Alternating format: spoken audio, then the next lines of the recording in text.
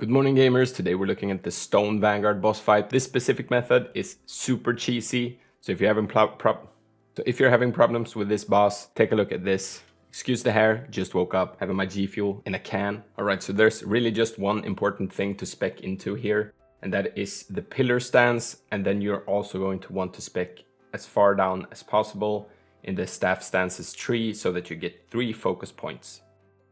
Then perhaps go for more stamina, because we're going to use a lot of stamina in this build.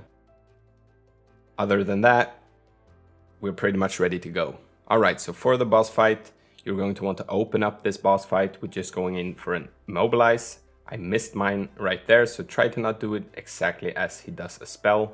So I'm just going to have to go into my fire stance right here and try to get out as much damage as you can.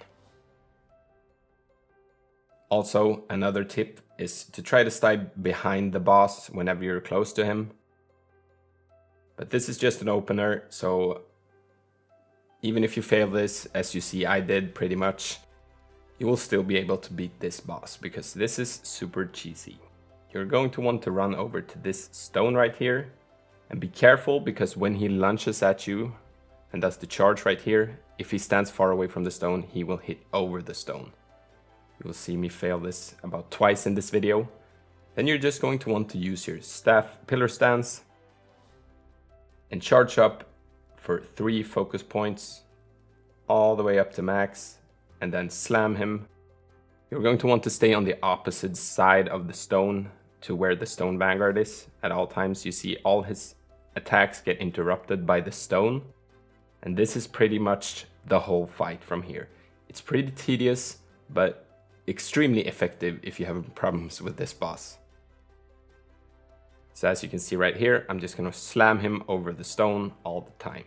You see me fail my immobilize here again, so once again, try to not do the immobilize spell when he is doing an attack. And right here you can see the AoE he does. You will be fine as long as you're up on your staff, which you will be basically most of the time since you're charging up all the time. And this is also why we needed so much stamina. But basically, whenever your immobilize is up, you can go for an immobilize spell, but you're going to want to save some mana, because eventually he will summon his little minions, and that can be pretty hard to dodge. So for that, we're going to use our Shadow Step ability just to get away from all of those jumping little minions. Here I get my immobilize in between his attacks, so just get a full combo out and then back to pillar stancing. Right here you can see he summons his minions when he starts doing this. I was a little bit late to this, but you see me shadow step here and we will be fine.